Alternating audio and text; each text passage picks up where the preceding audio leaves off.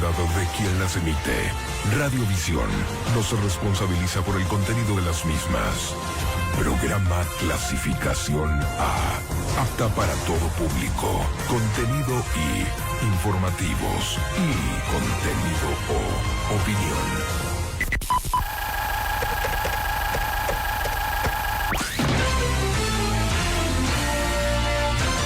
Desde ya, los hechos suscitados en la ciudad, el país y el mundo, con objetividad, entre tintos y papeles.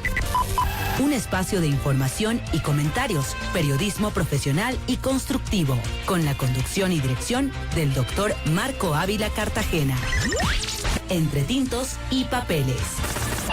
La imparcialidad asegura la libertad. Busca abogado con experiencia. No lo haga más. Venga donde el doctor Marco Ávila Cartagena, con 43 años de experiencia en materias laboral, penal, civil y constitucional. Estamos ubicados en las calles Gran Colombia, 829 Luis Cordero, en el tercer piso. Nuestro consultorio jurídico, Ávila y Ávila, abogados asociados.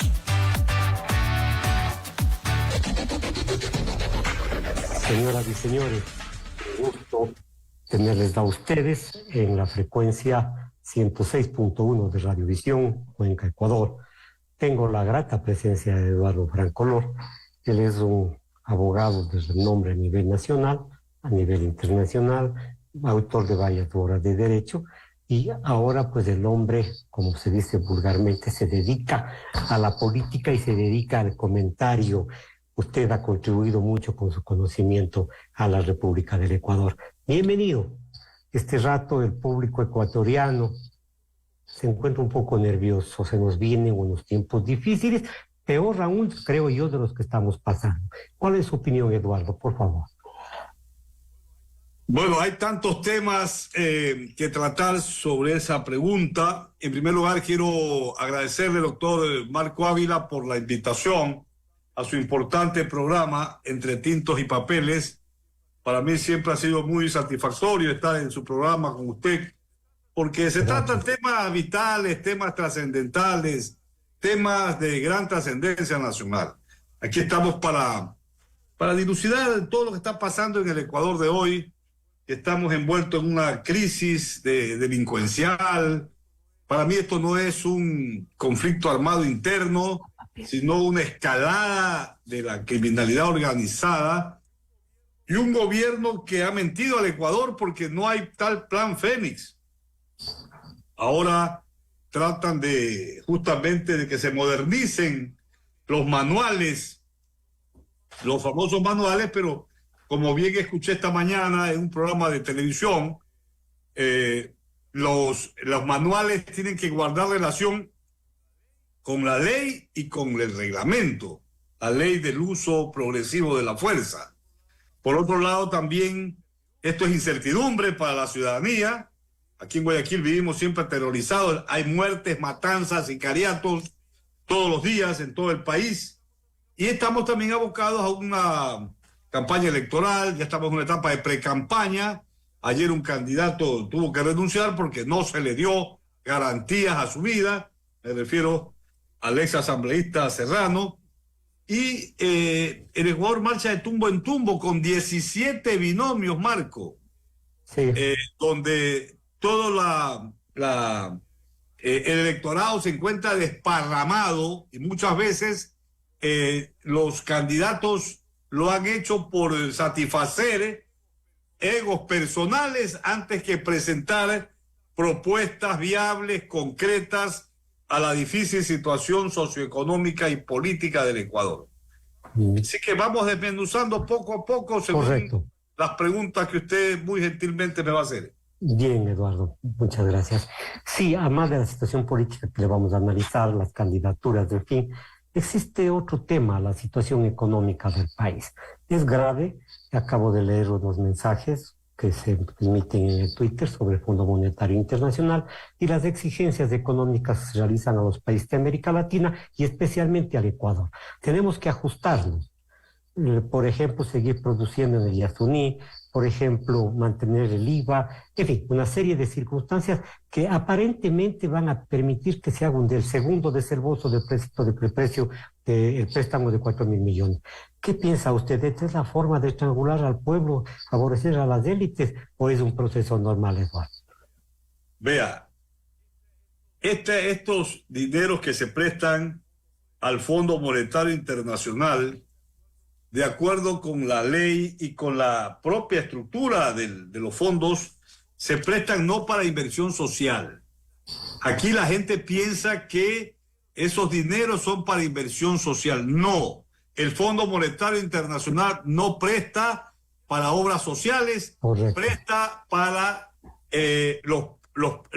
para el fisco ecuatoriano, para que pueda robustecer el fondo, la caja fiscal, y ese dinero sirve para dos cosas fundamentalmente: para pagar a los acreedores, que son ellos mismos. Primero los acreedores internos, ya, y los acreedores externos, que son ellos mismos. Correcto. Es préstamo para pagar al propio Fondo Monetario Internacional, y también para pagar a los gobiernos autónomos descentralizados que el Estado les debe.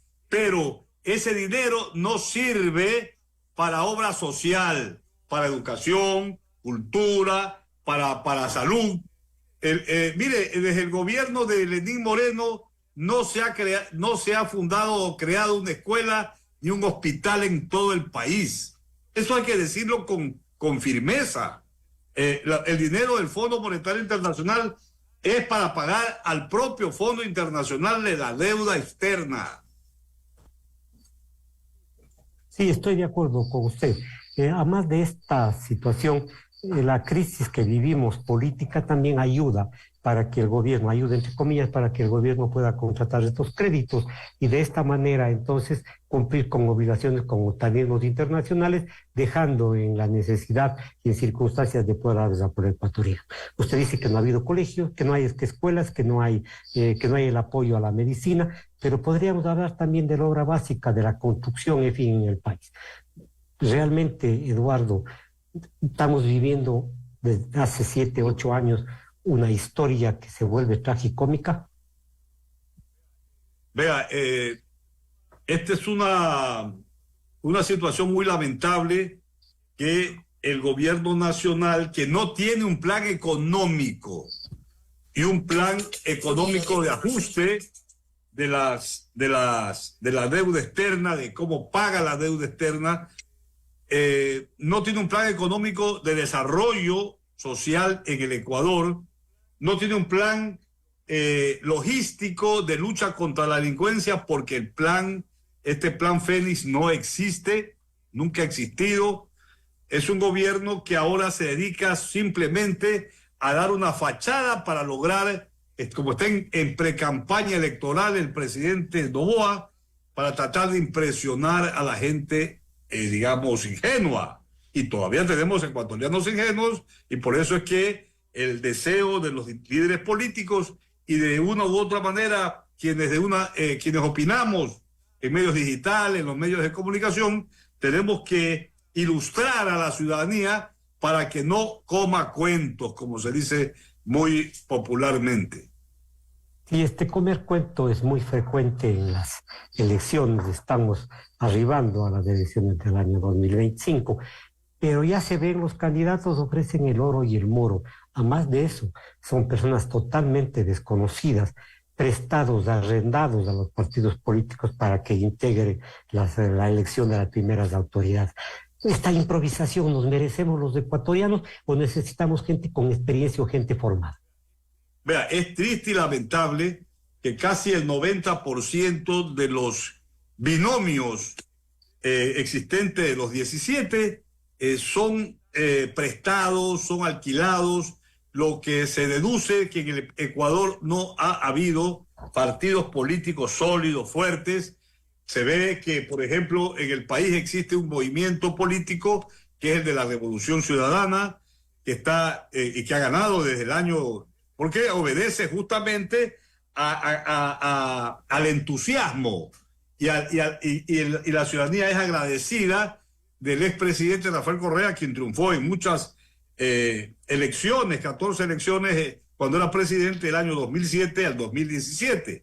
Entonces mantiene vivo ese afán de lucha, el correísmo, pero el resto de los partidos políticos son partidos entre comillas, porque no han hecho labor cultural, labor de formación de nuevos líderes. El país necesita líderes que comprendan y que sepan de la problemática nacional para que pueda, digamos, puedan ellos presentar candidatos a asambleístas, a concejales, a alcaldes o prefectos y a presidente o vicepresidente de la República que respondan a sus movimientos propios políticos y no estén de aquí para allá, de aquí para allá. Y lo hacen simplemente, miren, las últimas encuestas dicen que entre 10 binomios, todos ellos no hacen ni el 4% de la aceptación mayoritaria del pueblo ecuatoriano, lo cual es muy triste porque se pone uno a pensar mal diciendo, a ver, ¿qué? Los binomios quieren los 4 o 5 millones de dólares que les están entregando el Consejo Nacional Electoral para efectos de la campaña electoral, lo cual sería una corrupción realmente, ¿no? Pero es lamentable que desde el año 1979 el Ecuador volvió al estado, a la etapa democrática. Ya tenemos 45 años en esta etapa democrática y no ha habido madurez en los líderes políticos. Han cambiado, yo sé, los años han pasado, pero los partidos y movimientos políticos siguen una tendencia que no se compadece con las necesidades del Ecuador. Y cualquier, digamos, sujeto, por ejemplo, voy a dar un nombre, a mí me gusta dar un nombre. A ver, el ministro del Interior o del gobierno, creo que era del señor Lazo, del gobierno de Lazo, el señor Cucalón. Primero se decía que iba a ser candidato presidencial de Creo y terminó, claro. Ahora es el candidato del partido Construye, que es el partido de doña María Paula Romo.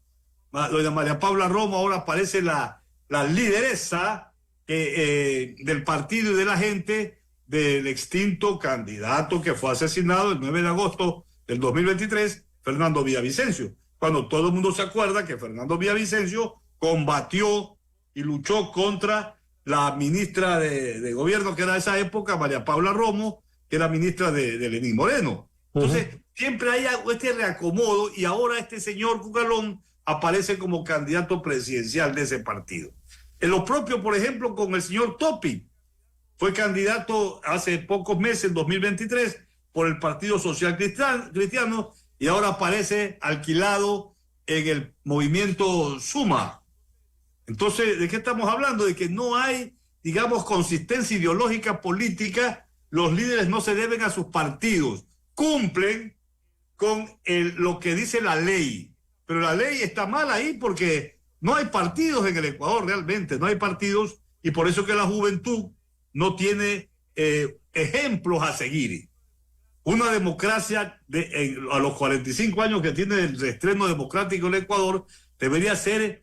el país debería tener partidos sólidos, fuertes, 3 o 4 partidos. Hoy escuchaba el diario El Universo, que leí el diario El Universo, que ayer el candidato del partido Creo, el exgobernador Tabaqui, dice que él no es ni de izquierda ni de derecha. Y que es obviamente... ni limonada. Sí, pues, ve, aquí le pongo, mire, aquí está. Ok. ¿Ya? Dice, soy parte de la gente que no es ni de derecha ni de izquierda. Dice que no le interesan las ideologías. Qué barbaridad. Sabemos que las ideologías vienen de ideas. La ideología es la concepción ante el mundo de la realidad económica y social y política. Todo hombre tiene ideología. Entonces él dice, y el Universo le publica en una entrevista completa. Soy parte de la gente que no cree en derecha o izquierda. Entonces yo pregunto, ¿en qué cree? ¿En la luna? ¿En los hombres de la luna? O sea, hay gente que aspira el poder y no tiene idea de lo que es la ciencia política, de las ideologías políticas. Las ideologías son el sostén de un programa de gobierno. Son que hay que ser pragmático, claro. Toda ideología tiene que tener, ser pragmática para poder adecuarse a los tiempos. Pero Bien. decir que no hay ideologías es como decir que no existe la luna o no existe el sol, cuando es evidente que el hombre es un ser de pensamiento. Y cuando el hombre, como dijo Aristóteles, es un son político, es un hombre que está comprometido con la realidad de su tiempo, de la sociedad de su tiempo. Sí, Eduardo, estoy de acuerdo con usted totalmente. Estos improvisados creen que ofrecer 4 adefesios en una campaña y decir que no son de izquierda ni de derecha, creen conquistar el poder. Y esto a lo mejor tiene un caldo de cultivo en la juventud, porque la juventud está desorientada en algún momento al oír y al ver que los políticos nos engañan. Pero usted dijo una cosa importantísima, usted es un catedrático universitario. Las ideas son las que se plasman en los principios y fines del Estado. Es decir, a dónde va el Estado, a quién va a servir, cómo va a servir, de qué se va a valer. Pero estos señores no tienen idea de lo que el Estado significa, el Estado servicio, sino solamente el Estado utilitario, Eduardo. Claro, porque por ejemplo en el caso de Tabaqui, que es candidato de un partido de derecha, el partido de Lasso. Lasso sirvió como presidente no a las grandes mayorías ecuatorianos, sino que es un partido que sirve a grupos pequeños, a las élites del país, a los grupos oligárquicos, a los grupos que han mantenido justamente el estado en que se encuentra el Ecuador. El estado en que se encuentra el Ecuador es producto de los partidos que piensan que las ideologías han muerto, cuando las ideologías son derroteros, lineamientos de cómo, a quién debe servir el Estado. El Estado como organización social y política más grande que tiene una nación. Perfecto, Eduardo. Ahora, la situación, la falta de ideología, la falta del pensamiento político, la falta de conocimiento de la realidad nacional, lleva a que los candidatos hablen cualquier adefesio. Pero eso significa entonces que el pueblo ecuatoriano está cayendo en las insulsas declaraciones de los políticos apoyadas solamente por la antipatía hacia Correa. Posiblemente, y a mí me preocupa este tipo de declaraciones que por mucho que vengan de un adefesioso como Tabaqui, hay gente en nuestro medio ecuatoriano, como tenemos un país que no hay cultura política, asuman como verdad esos criterios que son fuera de orden desde el punto de vista sociológico y político, y la gente y la mayoría crea que las ideologías no existen. Entonces, este tipo de declaraciones perjudican al desarrollo social y político y democrático de una nación, porque el ecuatoriano tiene que saber, que tiene que instruirse, que tiene que prepararse, que tiene que adoptar, si se dedica a entregarse, a trabajar por la sociedad, a tener una ideología política que pueda vertebrar y de cómo tiene que servir el Estado para las grandes mayorías y no para pequeños círculos oligárquicos, empresariales, que solamente quieren del Estado el utilitarismo de las ganancias, digamos, egoístas, y no de servir, digamos, a la sociedad en su conjunto, que merece gobiernos como el gobierno que tuvimos el año 2007 al 2017, el de Rafael Correa, que trabajó por las grandes mayorías, y por eso es que el expresidente Rafael Correa tiene todavía gran aceptación en su legado histórico, porque trabajó por las grandes mayorías, nada más. Y por eso que la prensa, los políticos oligárquicos lo atacan, y por eso que lo proscribieron con una sentencia infame. Por eso es que nosotros los ecuatorianos decimos que los arreglos bajo la mesa y el reparto del pastel es impúdico por parte de las organizaciones políticas y de ciertos señores que se acomodan a las mismas. Es decir, llegan a la asamblea, presentan las candidaturas para tener 1, 2, 3 asambleístas a lo mejor, pero eso significa que pueden constituir mayorías y constituir bloques para conseguir los fines de protervos que algunos partidos políticos pretenden. Claro, significa también que lo que quieren es tener leyes que sirvan para sus intereses. Pero es que eso es todo. O sea, los partidos en todas partes del mundo se deben a intereses de las mayorías o de las minorías.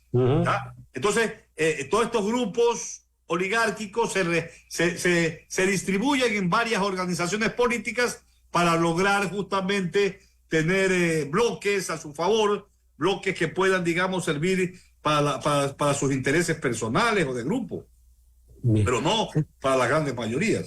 Se sirven de la política. En estos días se ha dado a conocer el Plan Fénix, el señor Topi asoman también miembros de las Fuerzas Armadas. Algunos de los políticos piensan que el reglamento que emitió el presidente de la República sobre el uso de armas letales es una licencia para matar. Pero los derechos humanos, la Comisión Interamericana ha dicho que por favor la fuerza tiene que ser progresiva y que no puede entrar a dispararse a todo el mundo sobre pretexto de que es terrorista o que es delincuente. ¿Cuál es su pensamiento como hombre democrático que es usted, conocedor del derecho? Sabemos que las órdenes contra la ley no pueden ser obedecidas por la objeción de conciencia, pero sin embargo hay algunos sumisos, Eduardo. A ver, yo esta mañana escuché a un general de la República en servicio pasivo, al general Altamirano, que fue comandante general del Ejército, y tuve una buena impresión de él, porque con mucha claridad él decía que si revisamos el decreto del presidente Noboa de enero 9, si mal no recuerdo, de 2024, donde establece, digamos, el conflicto armado no internacional o conflicto armado interno, el propio decreto habla de que esta lucha contra los beligerantes de estas organizaciones de la criminalidad organizada, que Noboa los llama beligerantes, ¿ya? Hay un artículo en este decreto en la cual se establece que esta guerra interna tiene sus limitantes en el derecho internacional humanitario. El derecho internacional humanitario, por ejemplo, en un conflicto, en una refriega, caen detenidos o caen heridos los delincuentes, pues tienen que proteger la vida, porque el derecho internacional humanitario protege la vida de los prisioneros de guerra que caen en combate, sea combate internacional o combate interno. Pues bien, ahora el presidente ordenó el domingo actualizar hasta el día viernes el manual, pero es un manual que ya de la ley orgánica el uso progresivo de la fuerza. Esta ley es para la delincuencia común, pero sí, no señor, para el conflicto armado interno. ¿Por qué? Porque esta ley ya tiene un reglamento y dice que el manual actual es un manual que ya está actualizado.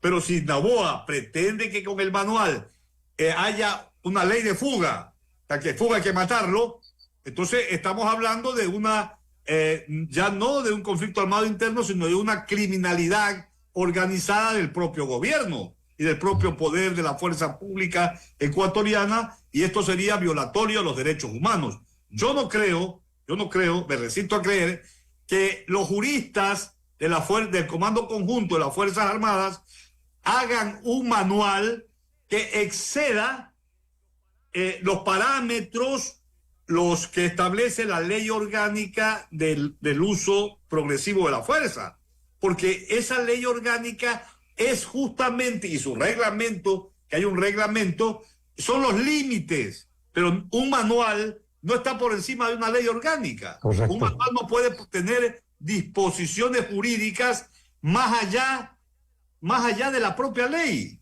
Entonces, ¿de qué estamos hablando? De que si hay un manual en ese sentido que ordena disparar o matar, como una ley de fuga a las personas que quieran escaparse de las cárceles, sería violación a los derechos humanos, y la Corte Constitucional tendría forzosamente en salvaguarda de los principios de la Constitución de la República, declararla inaplicable e inconstitucional. Yo creo que este general Altamirano decía que él pensaba que esto se debe a una imagen de estrategia política electoral que está Noboa implementando. Es decir, aquí lo que quiere él es actualizarse para demostrarle al electorado, porque él ya está en pre-campaña, que está combatiendo la delincuencia. Correcto. Eso es todo, porque el Plan Fénix no existe. Guerra armada interna no existe, porque el país no está dominado, ninguna parte del Ecuador está dominado por los grupos estos terroristas. No están. aparecen los terroristas matando, violando, aparecen, digamos, los sicariatos de una manera intempestiva en cualquier parte y ciudad del país. Se convierten estos en delitos comunes, en buenas cuentas, no son resultados de la guerra interna. Por otro lado, Eduardo, sí, el gobierno ha dictado este reglamento que, como usted analiza, no tiene ni pie ni cabeza.